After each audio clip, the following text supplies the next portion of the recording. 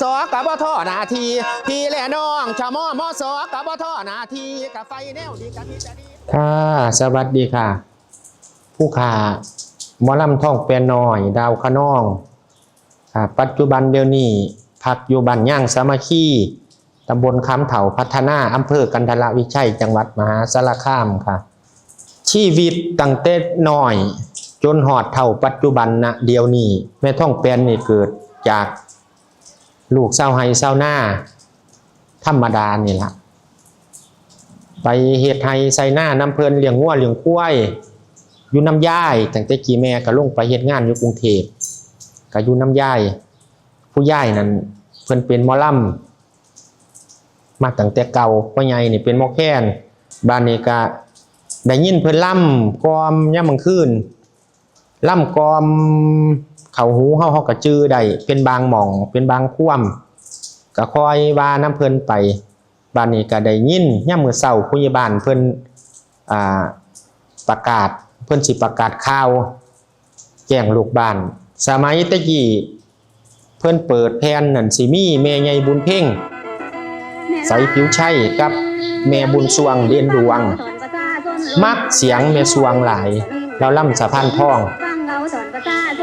เพิ่นเปิดมื้อนี้ก็จื้อเอาได้3-4แถวก็มาหัดว่าจนว่าได้จบก่อนก็ล่ำไปเลี้ยงงัวก็ล่ำให้เขาเจ้าฟังเขาเจ้าก็ว่าเสียงดีล่ำมวนอยู่ก็สั่นเพิ่นว่าก็เลยคิดอยากเป็นหมอลำท่านพ่ออยากเป็นหมอลำอยู่ก่อนหน้านั้นนั่นเรียนแค้นน้ำพ่อใหญ่อยู่แม่ใหญ่ก็เลยว่าให้มึงเรียกเอาอย่างใดอย่างหนึ่งเสียวลำหรือเสียวแค้นเล่าว่าตัวบ่มีทางเลือกก็เลยว่าข่อยเสียวทั้งสองนี่แหละได้ซ้ำใดข่อยเสียวซ้ำนั่นก็เลยวางจีแต่ว่าแม่ใหญ่น่ะก็เลยขยันขย่อให้ไปเรียนลำดีกว่าเอาเป็นหมอลำซะว่าซั่นก็เลยได้ไปเรียนล่ำตอนนั้นก็เรียนน้ำย่ายเจ้าของนั่นแหละที่แรกสก่อนปีพศ2552เริ่มเรียนบ้านนี้ก็ย่ายเราก็เลยว่าทำนองของเพิ่นนั่น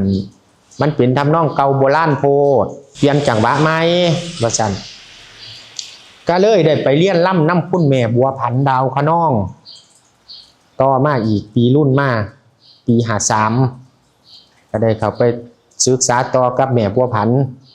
เรียนทั้งโลกแล้วก็เรียนทั้งธรรมเสด็จแต่กี่หมอลำเขาจะโจทย์กันเนาะก็เรียนเอาจนว่าได้2 ปีจังได้ออกงานตอนมีชื่อมีเสียงขึ้นปี62ถือว่ามีชื่อมีเสียงไปยังจังว่ามีชื่อมีเสียงในปีนั้นรับงานได้70งานคือหลายที่สุดแล้ววันต่อไปแล้วก็มาขึ้นเวทีศิลป์อีสานปี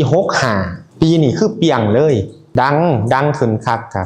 ปี65นี่คือดังขึ้นคักอีหลีงานล่ำได้ไป100 กว่าได้ไปเดือนละ10 กว่างานจังสิก็มีเอกลักษณ์ของหมอลำท่องแปนนี่ขั้นสิว่าเสียงดีกับบ่ทอหมู่เด้บ่ดีซ้ำเขาบ่ขี้ร้ายก็เขาจังสินะติเตือนเฮาเนาะเพิ่นว่านั่งแปนนี่เดินจังหวะล่ำดีแต่ว่าเสียงบ่ดีทอหมู่แต่ว่าจังหวะมันได้จังหวะมันขาดกว่ากันอันล่ำขึ้นนี่มันขาดปุ๊ดไปเลยว่าซั่นเพิ่นว่าอันนี้คือความเพิ่นติมานะคะ